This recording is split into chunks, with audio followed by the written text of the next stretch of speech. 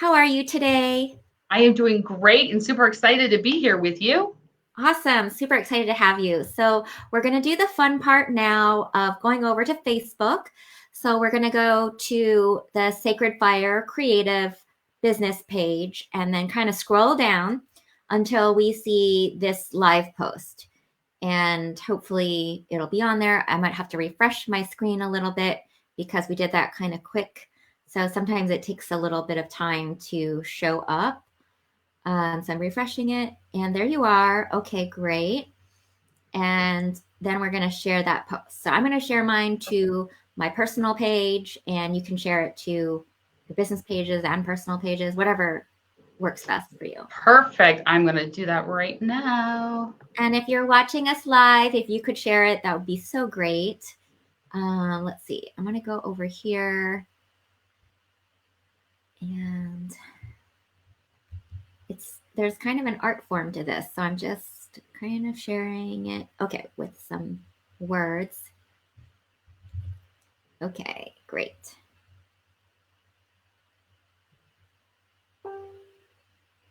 Awesome, awesome. Yay! All right. Cool. And then if you are watching and you have questions for Lisa that come up, please go ahead and click all the way through to Sacred Fire Creative and type them into the comments, and we'll be able to bring those up on the screen.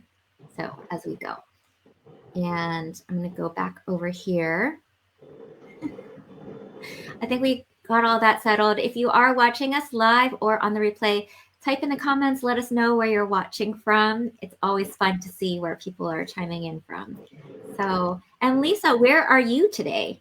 So I am on the east side of Cleveland in Ohio, and Awesome. it is not outrageously warm today, but it is not snowing yet. So that is a good thing. Are you expected to get that storm where you are? Oh, We're expected to get a little bit of snow this week, but not horribly bad. okay. Awesome. Yeah, so I'm in McMinnville, Oregon, which it's a couple hours outside of Portland in wine country, and it's pretty mild out today. So I know that some people are just out playing in the sun, which would be nice. but, Right? I but we're know. dedicated. We're dedicated to business. So we're here today. And Lisa, you and I met through NABO. So I want to acknowledge them. It's a wonderful organization. If you haven't heard of it before, I'm going to type it into the screen so people will have that. And NABO stands for the National Association of Women Business Owners.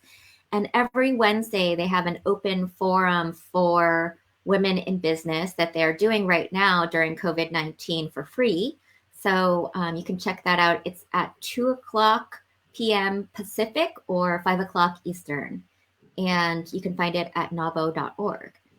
So, and Lisa and I were talking, and Lisa, I know you have a lot of work that you do. And we talked about the topic of productivity, and that's really interesting. But I want to kind of back up and let everybody know a little bit more about you and how you got to where you are and how that happened. Can you share with us? Absolutely. I always love to share my story. I figure it gives people hope. So I started my professional career actually in high school education. So I was a math teacher and then I was an administrator. And I learned through that time that, like I call it life lesson number one. Just because you're really good at something doesn't mean it's what you're meant to be or meant to do. And so I was good as a math teacher. I was good as an administrator, and I quickly realized that I didn't love it. I liked it, but I couldn't see myself spending 30 years doing it. So I started to think, okay, if not this, then what? And I had no idea. And in the meantime, a number of people kept coming to me asking me to help them with similar enough things that I was like, oh yeah, hit me over the head with it. I see now, which led me to my big life lesson number two, which was that just because it's easy for you doesn't mean it's easy for everyone. Right. And I think sometimes we feel like, oh, because time management and productivity comes really easy for me, then everyone must have that skill. Yeah. And I think the easier it is for you, the better you can monetize it, because it just means going to work every day is fun, because it's what I love to do. Now, the part that I always say I like to share so that people have hope is I was really good in the time management part of productivity, which means that there wasn't a calendar I couldn't squeeze 15 more minutes out of. Like things didn't fall through the cracks. Like all of that was super simple. But what wasn't easy was figuring out what's the big picture, and am I living my life in accordance with my big picture goals? Like you can get caught doing things and go nowhere. Like I always laugh. I was like, yeah, I was going nowhere, but I was going really fast. And so, so then it was a matter of figuring out, okay, who am I? How can I best serve? What's my natural skill set? And then how do I actually enjoy my life instead of just checking things off the to-do list? Awesome. I love that. Thank you so much for sharing that. I mean, I hear a lot of people, and not just women or women business owners, a lot of people saying that they're really busy. And so one of my mentors actually says busy is like a bad word. Because, I mean, the goal isn't to be busy. It's, and I like that you're focusing on productivity, because you don't want to just go fast, go nowhere fast. You want to be doing the right things. Absolutely. Yeah. I would say to people like, you're carrying your busy around like a badge of honor. It's like we're fighting. I'm so busy. You're so, oh no, I'm busier. Oh, how are you? Oh, I'm so busy. And like, as if it were something to be proud of. And it's not. I love that. So I'm putting it on the screen as a little quote for you. And I do that. I tend to do that during the interviews just to, it's almost like my way of taking notes on certain things you're saying and making sure that the people who maybe aren't able to listen at this time and they're just watching, they can see what we're talking about. So you're carrying your busy around like a badge of honor. I love that. Thank you. Yeah, I don't think that that's the case anymore, that people should be proud of being busy. Right. And I think that's one of the things that we're finding right now. I mean, this is a horrible time. And and I know we can look at the silver lining, and I don't want to minimize the fact that this is not the best time. And when we look past that to, okay, we are here now, and what can we gain from it? I'm seeing a lot less of that. I'm so busy. Right. Which makes my heart sing. No, that's great. And I mean, and this is kind of getting a little bit philosophical, but hey, why not? Hey, no, why not? I feel like a lot of what I'm doing on Facebook Live with business owners is having a conversation and just exposing that it's not always so pretty, or it's not always so planned, right? And getting down a little deeper to get to know one another, I think, is very important, and showing that we can do it through this virtual medium, which is really difficult for people. And it's hard for people to make that adjustment. Some people have always done the virtual, but a lot of people, this is new. So I've done quite a few tutorials on how to use Zoom for people, and how to make that switch over. And so it's an interesting thing. But I mean, aside from that, just the time that we have now during COVID-19, where we're staying at home, or we're not necessarily doing what we were doing before. So it's a new time. And for me, I'm seeing that a lot of what we can do is really think more deeply about where we want to be.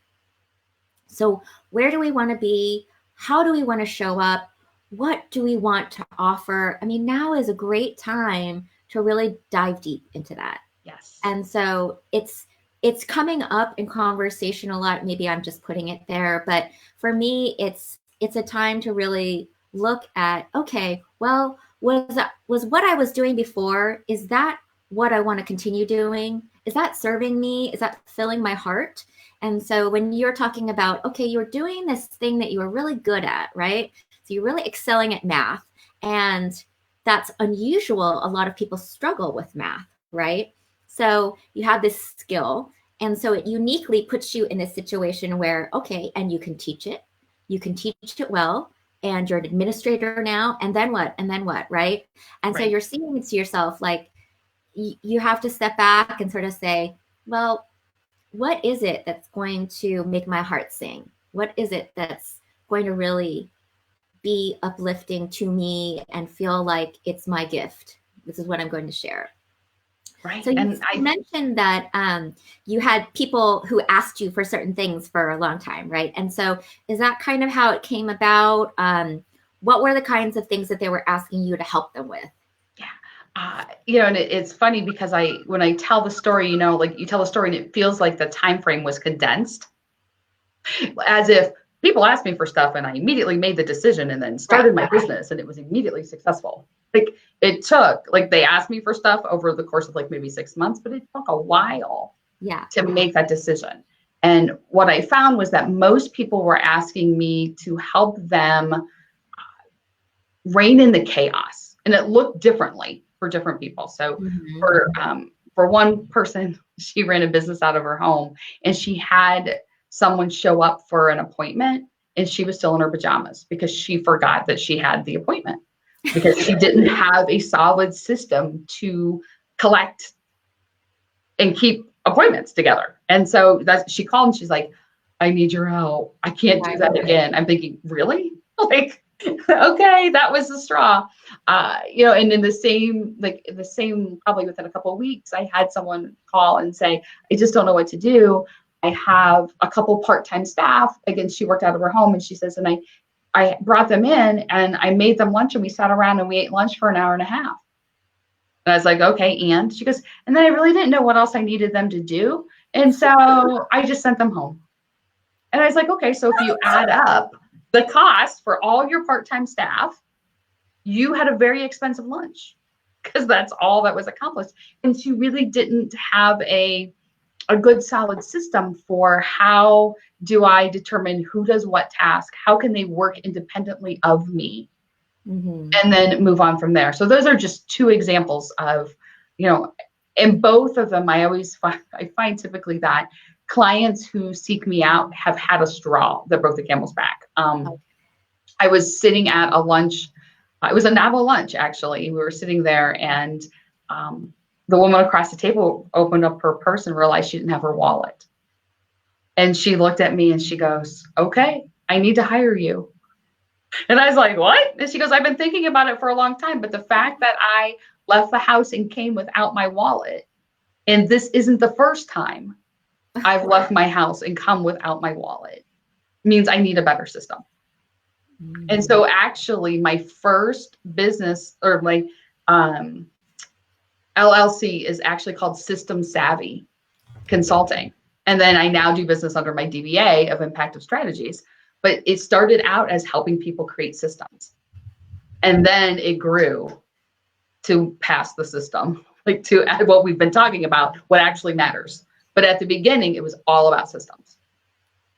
Yeah. And it shows, you need a system or many systems to make your business run properly. And so if you don't have that, that is a good place to start.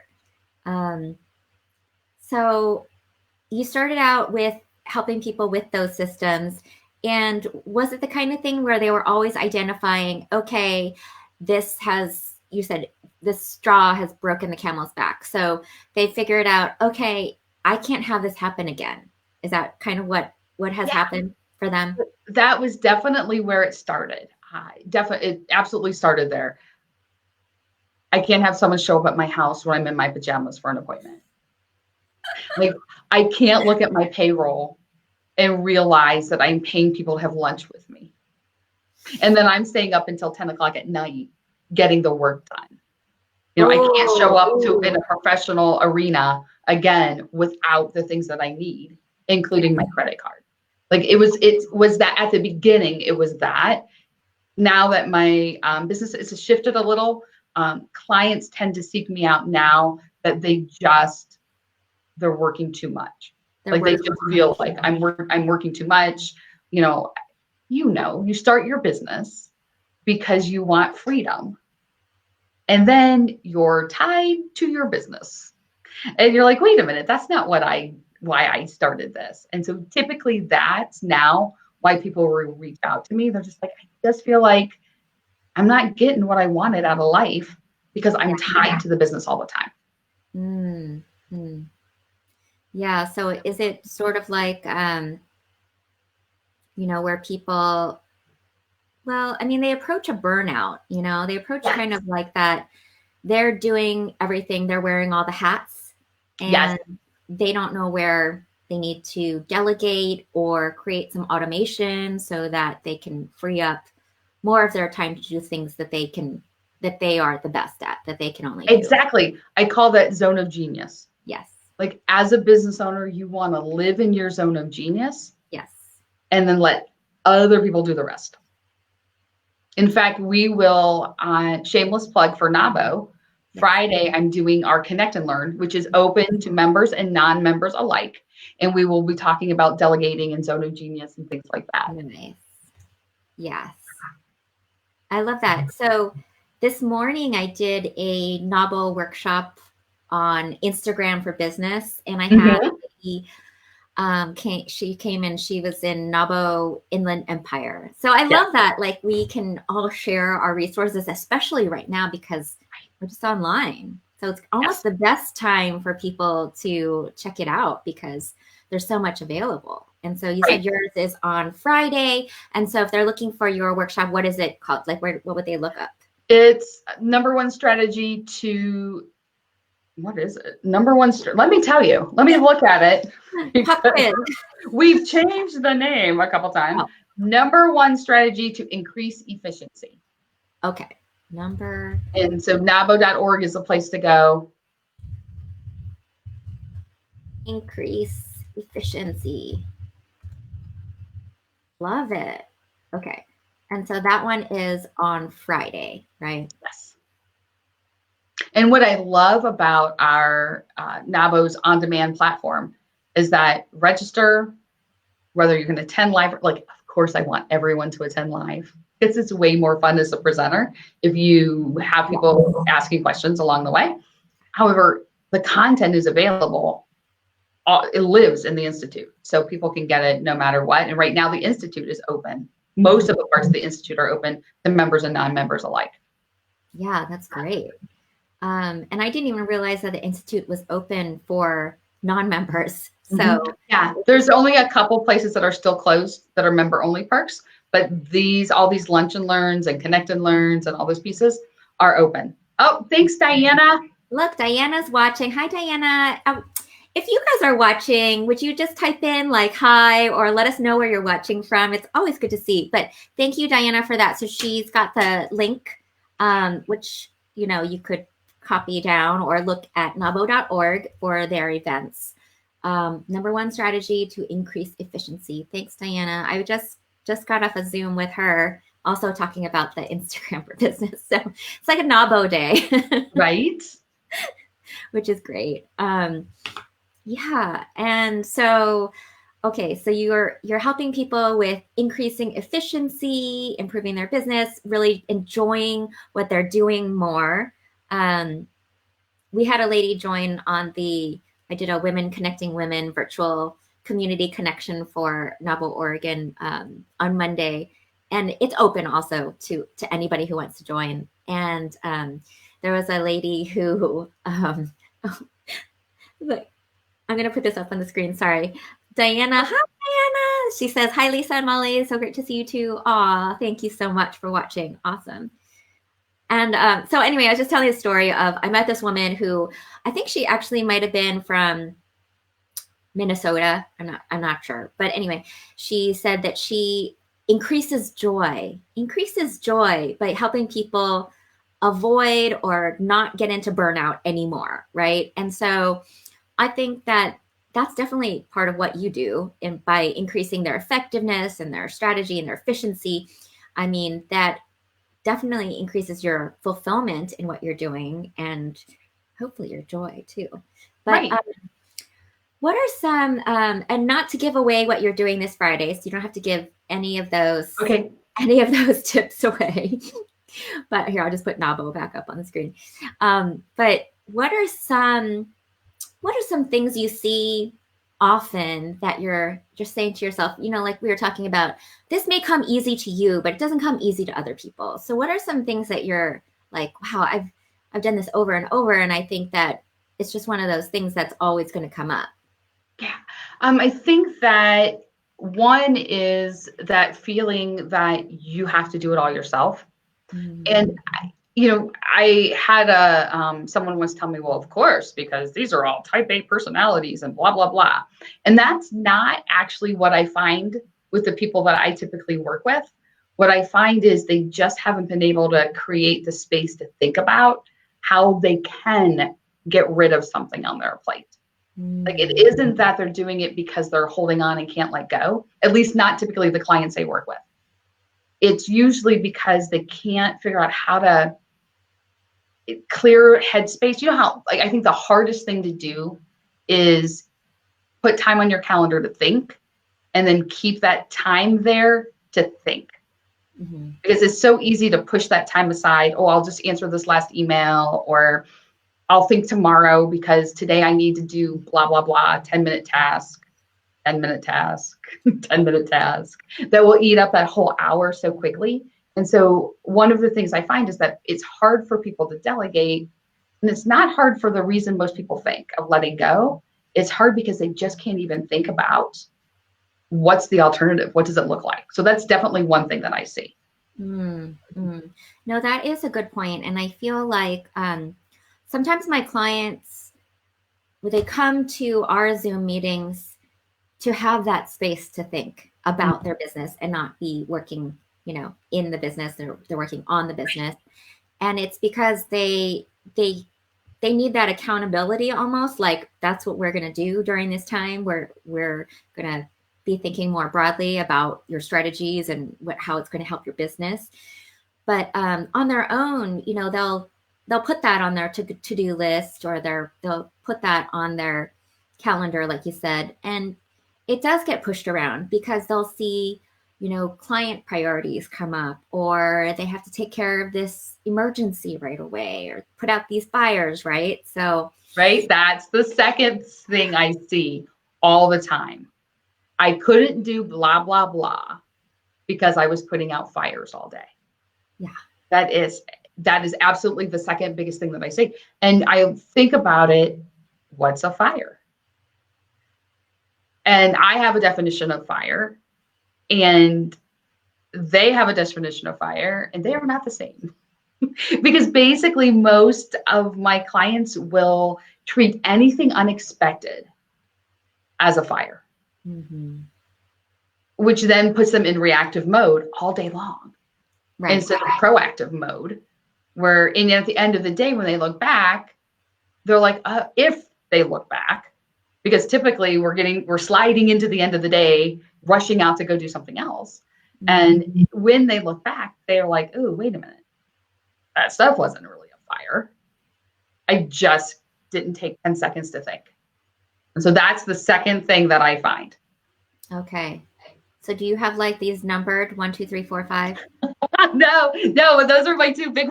I should. Those are your two big ones. Okay. Right. I feel like I should have those numbered. No, but those are the two big ones. Being reactive because of putting out fires, and then feeling like you have to do everything yourself because you just haven't been able to take the time to think about what the alternative looks like. So I don't know about you, but I think that what I hear often are reasons, which, they might be considered excuses. Yep. To not delegate, or to, not put their strategy first and put themselves in this reactive mode. Is there anything that you can suggest or say that would help people who are maybe like, in that mode and feeling that way? Good question. And so let me see if I can come up with an intelligent answer for you. What I typically find, so I may or may not answer your question. I'm going to probably walk around it. Okay. So what I typically find with my clients is we will set a goal at the beginning of our coaching. And I'll say, in 90 days, what needs to happen for you to know that you've made a good decision to work with me? Mm.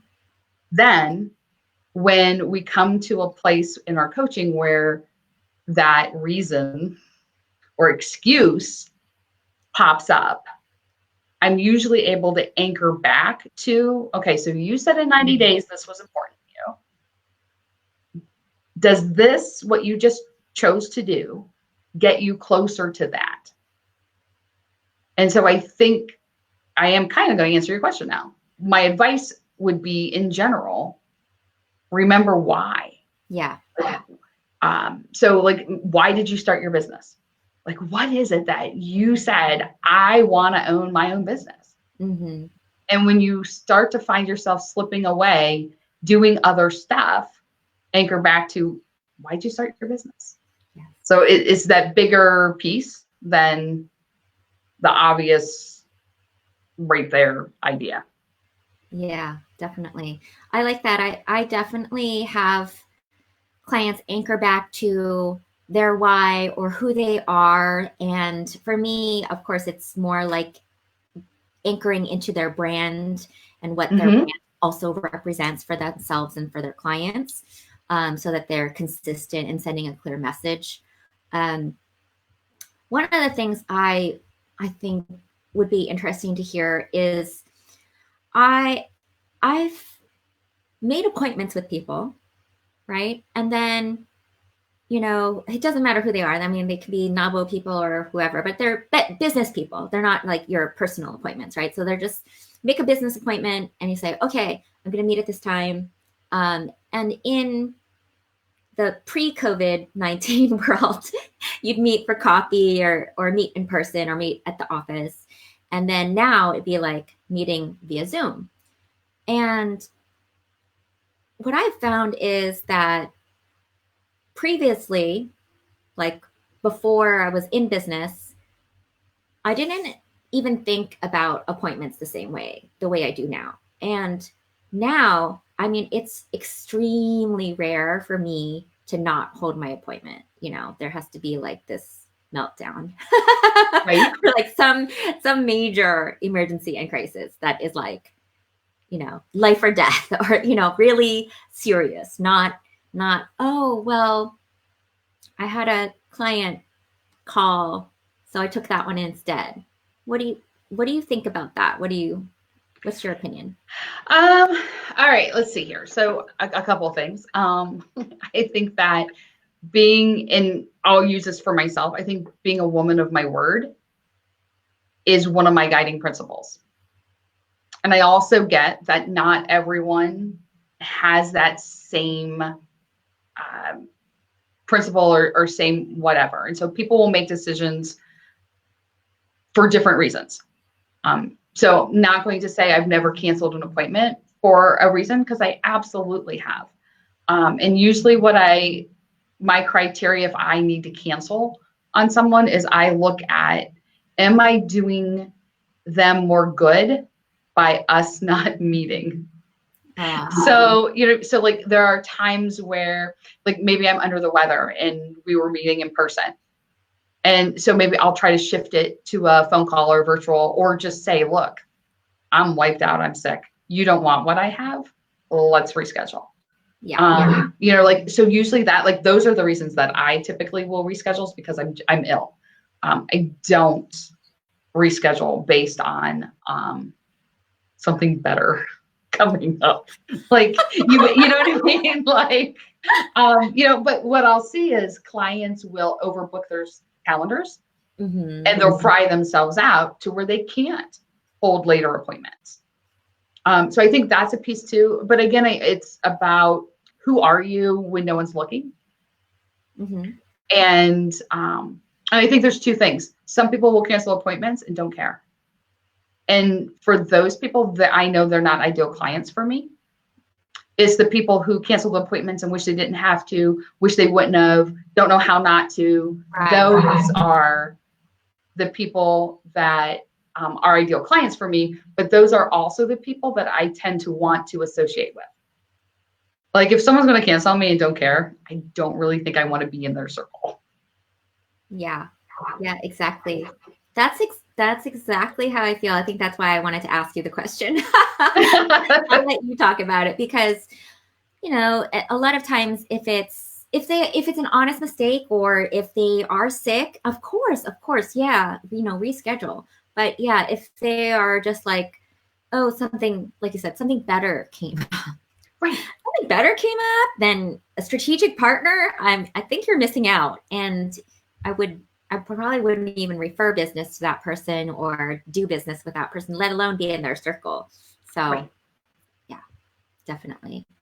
I think that's what's been really nice about NAWBO is most people I have met within NAWBO, like you or like other people from, you know, other chapters, it's been a really wonderful experience and really upholding their integrity and being serious and professional, but friendly and open about what they're doing and realizing that it's not just all, you know, it's not all serious. It's, you know, your business should also be fun. It should also fill your heart.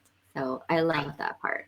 Right. You know, I just, as we're talking about how great NAWBO is, I just put a request out for a connection in our NAWBO National Facebook page or group. And people are right away responding. Like I just put it out there and people are making connections for me. The community, when I tell people, because obviously this is all about you should join NAWBO if you haven't already, as we go down that path. But when people say why should I, what's so great about it, I always say it's a group of women who are focused on a common goal. Yes. And who will help win ass. And that's how I view, you know, you and I meeting and talking.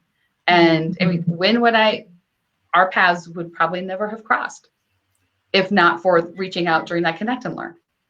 No, it's great. It's great. And I'm so glad that we got to connect and that I get to know you better and also help other business owners learn about productivity and about their connections that they're making in business too. Let's see, what other things do you want to share that are important in your world right now? Wow. What? Help me out. Narrow the question for my brain just went 80 places at once. Well, I think the question for me would be how has your business changed as a result of COVID-19? Good question. I was actually just speaking with my aunt earlier today about this very same thing. In some ways, not at all. So my one-on-one clients who are already in a coaching relationship with me, many of their goals have changed based on where they are with their businesses, but our work has not. Now, some of the corporate training that I was doing and breakout sessions and keynote sessions for conferences, that has disappeared for the moment. Training within a company, we're just moving that virtual. So it's just, you know, not that big of a deal. But mixed groups, we don't know when they're going to come together again. A lot of conferences have been postponed. So that has slid away. I also recognize that new clients coming in, that's paused a little bit. This is not right now, in my experience so far. People are still in that reaction phase. Many of them, they're either trying to figure out how do they pivot? Should they pivot? What loans should they apply for? Are they eligible for X, Y, or Z? How do they take care of their employees? And so they're not yet at that place where they're looking to what you do today is building habits for where we are 30, 60, 90 days down the road. Mm-hmm. And people aren't yet looking at that place of, ooh, what habits do I want to build? So I think my part right now on the new clients is on pause-ish until people get over the hump of, oh my gosh, what do I do next? So I think of a kind of Maslow's triangle. A lot of us are still down there on the bottom. Mm-hmm. And what I do tends to come up a little bit higher. And so I think, so that's one of the things I've noticed is I'm not having as many conversations as I typically would with people because they're still trying to figure out where are they. Where are they? I just took notes on what you were saying. I saw it. What I habits do love you want that. to build? So what habits do I want to build? So what you're doing today is going to affect what you're doing 30, 60, 90 days from now, and even more. Well, you know, from a marketing perspective, Mm-hmm. what you do today, you see results, 90 days probably down the road. Mm-hmm. And so, and I'm not saying that you should go out and learn a new language right now, or that you should, like, there's a lot of that going on Facebook. Well, if you didn't do this, this, and this because you didn't have time, and now you have time and you're not doing it, it just means you're not disciplined. Like, not at all what I believe. Don't believe that in the least. I think that you have to take care of you first and then figure out, put your own oxygen mask on first before you figure out the rest. Like, I think you definitely have to do that stuff. And you also have to be aware that you are creating habits by breathing. Are they the habits that you want? Like, I'm so proud. I have walked every day outside since the 16th of March. So, I am way proud of that. You're like, the 16th of April, we're not there yet. But I because I know what date it is. You're like, where are we at? But that was one of the things that I've said. I need to get out of my office more. I need to get out and walk more. I need to do that. And this has allowed me the opportunity to build that habit in. Nice. I also know that I scroll Facebook more now than I ever have. That's not a habit. I scroll Facebook now more than I ever have. Not a habit I would like to sustain moving forward. So I have a little bit of both.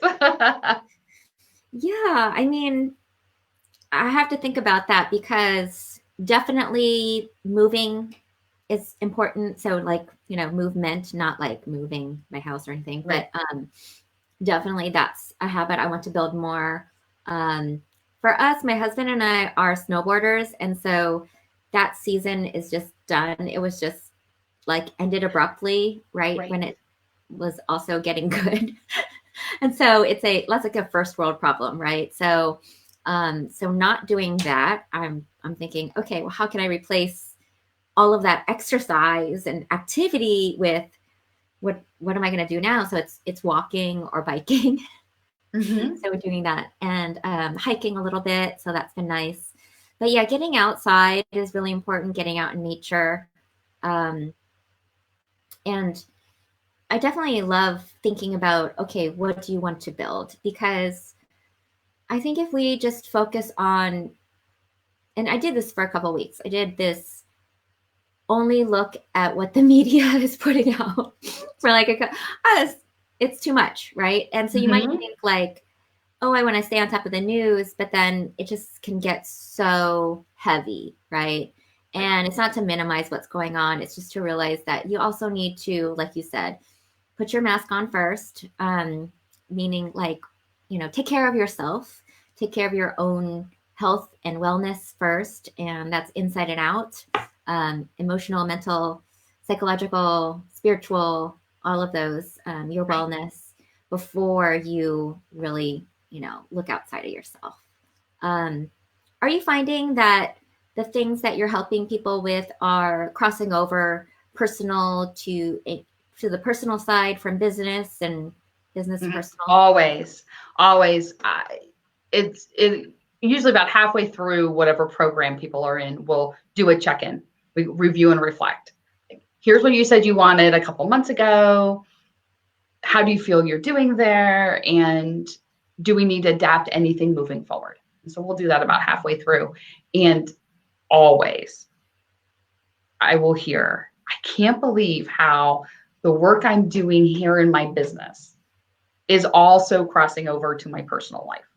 Yes. And I think part of that is our society. It's not very few people that I work with go in, not even very few. None of the people I work with go in at 9, do a job that is the same job, and leave at 5. Like everyone has a more integrated life with their personal life and their business. And so whatever skills we're building here carry over all the time. Nice. Nice. What kind of skills do you think are going to be more important now that we're going through this? Yeah, I think so. One of them is the ability to create your own structure. Mm-hmm. So sometimes I'll work with people who came from corporate of some sort to start their own business. And one of the things they struggle with is when they worked for someone else, they told them what to do. And they had a lot of structure built in. And then when they went out on their own, they didn't have that structure anymore. And so it was about building that structure. And pre-COVID-19, people had a routine, they had structure. Then this happened, which threw it all open, threw it wide open for whatever reason. It may be that there's more people in the house than there were before. It may be that the work you were doing is even more relevant than it ever was before. And, there's just a lot of different things that are going on. And it's being able to, again, create that structure. I don't think, and again, this is my own personal opinion based on nothing but my own opinion. I don't think we go back to where we were right at the beginning of March. I think we go back to a new place. In this new place, a lot of us are doing things that we didn't think we could do. Or I have a client who is probably not going to renew her lease when it's up because she realized that she can work virtually. Her whole staff can work virtually and they can keep one office instead of a whole suite of offices. Yep. And so it's creating that new structure there. And being able to recognize. So I think it's being able to, I think to answer your question, I think part of what will be important moving forward is figuring out how to create that structure so that you can be effective in that. Usually I say effective, efficient, productive, but being effective, I also think the skill that's going to be useful on the other side is being able to keep the number one thing, the number one thing. Right now, as we had talked about earlier, we're all kind of pulling into what's important to us because we've been forced, many of us have been forced to slow down. And what happens when everything starts reopening again? Mm-hmm. And so being able to keep the number one thing starts to be a really important skill. I like that. I found that having not just coaches, but also advisors, and also I have masterminds. I have so many people I go to. Right? The ridiculous numbers of people who I go to, but it helps me to kind of stay grounded and keep that number one thing, the number one thing, But going back to also what you said about this ability to create your own structure, I've realized that I don't know if I ever turned to somebody to help me create my structure. And I live by my calendar. So I am a, Google Calendar. Everything is synced with it. Oh, we've talked about this before. So I really love that. But do you have any things that people are doing? Maybe is there a right way and a wrong way to do something, or something you've seen that you are saying that people need to stop doing or start doing? Okay. So as far as right and wrong, I don't believe in that type of an absolute for everyone. What I do believe is that everyone needs some type of structure, and the amount of structure and the type of structure is going to differ person to person because we're all different people. And I think this comes back to my years in education. We all have different learning styles. We all have different time styles. We all have different space styles. We all have different motivators. And that's one of the things that I'll say to clients is, look, I've read the time management books and the productivity books and the efficiency books. Like, I've read a lot of them. You don't have to, because those books are created for a subset of people. Like, there are certain people who are going to do great with getting things done. There's another subset of people who's going to do great with 8 Habits of Highly Effective People. Like, those are, some people like essentialism, some people like the one thing. Like, and what happens is I'll find that a lot of my clients have read the book and tried to make themselves fit the book instead of looking at what part of the book fits them. And so when it's like, is there a right way to build structure? Or is there a wrong way? Or is there, I think it's figuring out your way. So like you said, Google Calendar is your thing. Like, you live and die by the Google Calendar. I used to be embarrassed to even share this. I'm a paper calendar. My learning style is tactile. I need to write in order to remember. Now, I have an online calendar. I have a Google Calendar, and people can schedule appointments with me through there.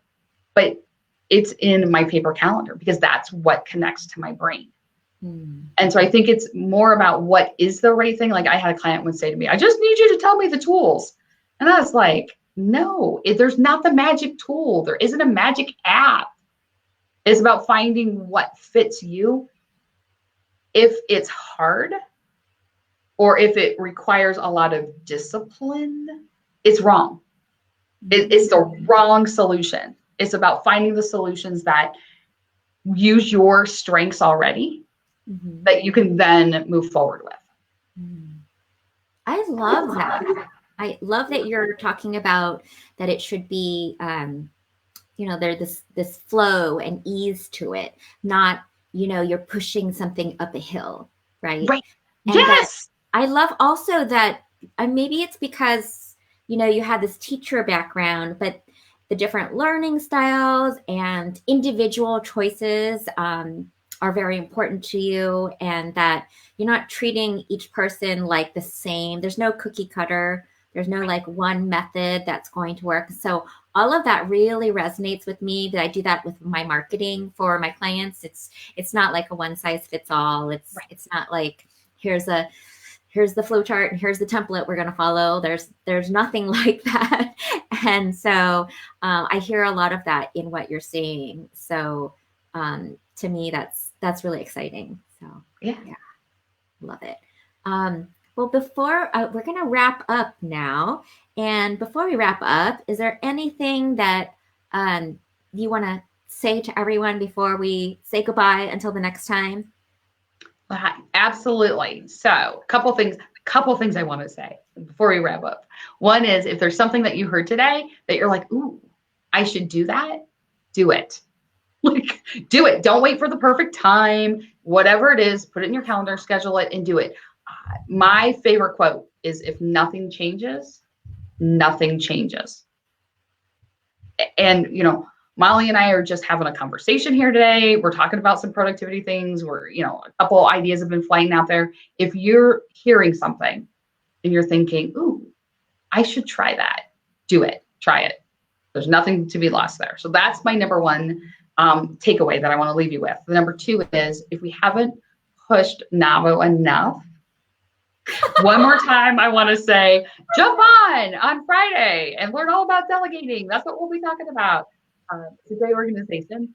And if that's your one thing to do today, by all means, jump on liveby.org and just, take some of the classes. There's some really great webinars coming up the next couple of weeks.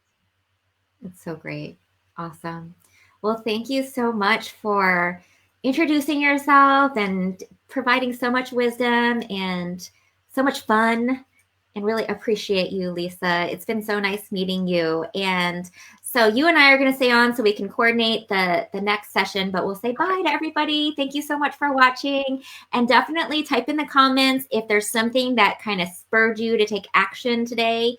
I love the things that Lisa was saying. So definitely let us know. And I will definitely relay that to Lisa if I see that on the comments.